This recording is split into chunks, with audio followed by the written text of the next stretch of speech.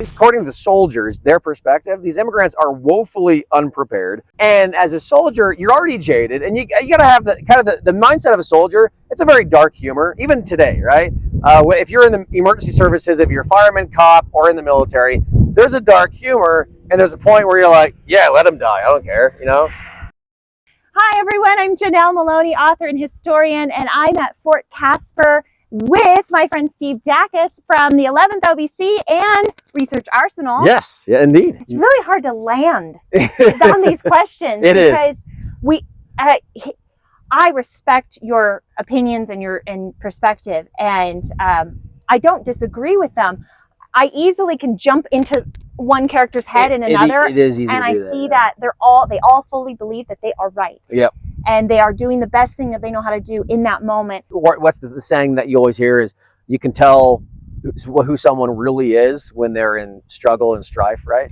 That was Eleanor Roosevelt. Oh, was it? Is that where it came from? I don't know. Maybe I'm sure it came from that. somewhere else. She said, women are like tea bags. They never really know how strong they are until they're put in hot water. Yeah. I'm pretty sure that was the quote he was thinking of. Oh, for sure. Definitely. Hashtag feminist. What is the takeaway that we get from learning about this?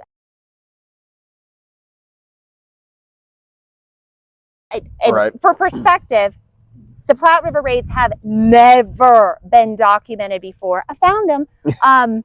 So now that we have this information and we see how this is perhaps one of the first dominoes to set the plains on fire, it's and the definitely Sioux a domino. launch, yeah. and the Sand Creek Massacre. So what is our takeaway from seeing that domino fall? It's a good question.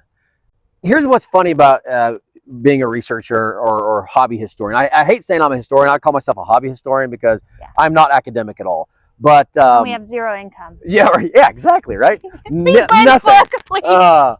So what I find is the life cycle of a hobby historian is you have your opinion, and then you do research, and you confirm your opinion. Like, yeah, see, I knew that. And then you read one more thing. Right? You keep reading, and you have this like bell curve or maybe a circle of knowledge, of wisdom, of you realize, okay, maybe it's a little bit more nuanced than that. And then you go to kind of almost the opposite of like what your heroes are now villains, and then you keep researching, and then you realize people are no different. Like, everything's nuanced. Like today, I mean, we have a hard time imputing intent today for people we know the context to, right? Mm-hmm. How much miscommunication goes on amongst people today, and we know exactly the context. I mean, whether it's between you and your husband, or you and your coworker, or you and yourself, sometimes there's a lot of miscommunication, and that's with the context being there. And when you're looking back and you have maybe a tenth of the context, I really hesitate. But really, I like what you put there as far as the domino. I think you're 100% correct on that. The 64 raids were maybe not the first domino, but a domino that led to then the Sand Creek Massacre. Then, of course, that was a big domino that led to a whole bunch of other things. One of the effects of this, I'll say this, one of the effects of this is it dramatically slowed down immigration. Because 65, well, of course, talking about more dominoes, 65, the trails were basically closed. There's enough violence that it made people slow down a little bit. I like how you put some of the news articles in your book. Because, I mean, think about being just a normal person living in St. Louis. Oh, yeah. Right? You're postponing your trip. You're right. You can relate that to today I'll pick on my family. Is, we were going to go to a resort in Mexico, and it was like 6 months before we were supposed to go. There's these articles of, so-and-so was murdered like a block away from this, like the resort we were supposed to stay at. And they were like, well, let's go to Orlando instead. You read these news articles and it changes your plans, whether it's true or not. Or, of course, news sensationalizes the truth. And so these people in St. Louis or further back east, you can say like, maybe we'll postpone our trip, or like, man, I'll live in St. Louis for maybe another year or whatever. Yeah. I mean, how would you answer that? I think I have two takeaways from this experience. Number one being that we have still so much to learn. We're not done. Someone could write volume 2 or 3 and pick apart and find out that something was wrong, and there's more out there. And I'm 100% okay with that. Correct me, Right. please. But at some point I had to close the book, print it, and Yeah, like walk you away. have to. You have to, yeah. Yeah. And then the other part that I think we take away is, besides there being more to the story, is that I think historians at this point now have a clear example that we need to look beyond our subject matter. We really do. Right. So this is not a book about the immigrants, truly. It's about everyone, because one little drop in that bucket sends the ripple effects.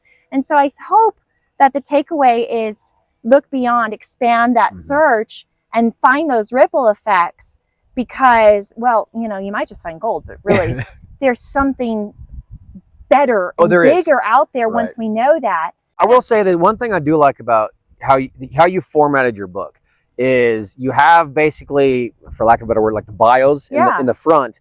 And I mean, I'll tell you this, I found myself, say, halfway through the book, kind of forgetting the story, like the bio of one of these guys. I really like how you formatted it, because you bold the names, you bold certain, key phrase or key things. And so I go across a name that I had read about for the past 20 pages. I'm like, now who is that person again? And you go back to the bio in the front, and you're like, oh, okay, yeah. And so it's a really easy reference piece between the bios in the front, the stories in the middle, and you can kind of go and reference everything you need to and go back and forth. And to me, that's a good book, when you can go back and forth. Usually my complaint about books is there's not enough maps. There's never enough maps, especially for like a battlefield book. But you do a good job of balancing the maps out. We've got baby maps. You got baby maps. You got some good ones. Well, it's been so awesome hashing this out with you, Steve. You betcha. And I hope this is a good example of how, yes, historians, sometimes we disagree, and sometimes often we don't even have an answer. Like it's not a satisfactory answer. No, it's really not. Hours. Yeah, it really isn't. And I guess maybe what I've found too about sitting down and talking with historians from different bubbles. Now it's easy if you're meet another historian or another person who's interested in the exact same thing you are. Man, you can get to the minutia. But when I meet people from different bubbles of interest, it's like there's your Venn diagram of overlapping knowledge. You do have some overlapping knowledge, but there's a lot that you say something, I'm like, really? Oh, I guess I didn't know. Oh yeah, that's right. Or I say something and you're like, I didn't even know that. And so you kind of have to find your knowledge and decide how to talk around that. But that's collaborate. And collaborate, exactly. I know a lot about one aspect of military culture in this one 80-mile stretch of trail. I mean, that's all I know. I didn't know any of the civilian side of things, which is awesome. And when you put the stories and the names to the grave, Mary Kelly, I've driven by that grave on that ranch, a couple dozen times. And I'm like, whatever. I mean, what's funny is I read the story, looking back when I was getting ready, when you sent your book and I was reading it, referencing it with stuff I knew. I'd actually read the story of Mary, but I guess I just read through it because I wasn't interested in it. Yeah. And it's like, and when you tie that story to that grave and that location, and you realize that's happened in this area, it's like, oh, all right. It makes you appreciate that part of the country a lot more, for sure. Well, since you brought that up, I recently had an opportunity to do a road trip along the Oregon Trail on both sides of the rivers, from Chimney Rock all the way back up here. It's a long way. That's a long. Yeah. It was. And I was reading the book as we were going along, and I can imagine the people who want that Oregon Trail experience. You can't truly follow the Oregon Trail. P.S. A lot of it's on private land, and no, you can't access it for good reason. Respect that. So I was able to read alongside and be like, oh, over at that creek that I can see out of my window, I'm not going to get under the barbed wire for. That is where this happened, and these people stopped, and it was kind of like a fun road trip guide. For sure, yeah. Yeah. Actually, yeah, you can use that as a road trip guide because I like how you say that. You can, from certain roads, you can look off and see like Laparelle Creek, right? Laparelle. Putting the E on the end of it is a little bit more rare, but correct us in the comments. Exactly. There's a million ways of saying it. But yeah, you're able to see all these, and there's so many so many spots between here and Fort Laramie that you read about. And what's nice about Wyoming versus like back east, it kind of bringing my context in.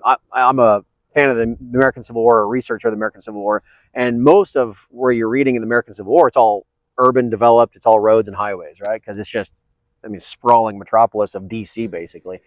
And what's nice about when you come out west along the Oregon Trail, for the most part, you can see the openness that they saw when they came out here. There really is just a emptiness, that a wildness. Oh yeah. And I didn't get it until I stepped foot out there. Yeah. Exactly. Whether it's, you know, reenacting on the military side of things, reenacting or living history on the civilian side of things, or just walking a portion of the Oregon Trail. And you can, there's areas that you can do that. It's rough and lumpy. It's rough, yeah. And just doing that, I recommend anyone walking just 10 miles.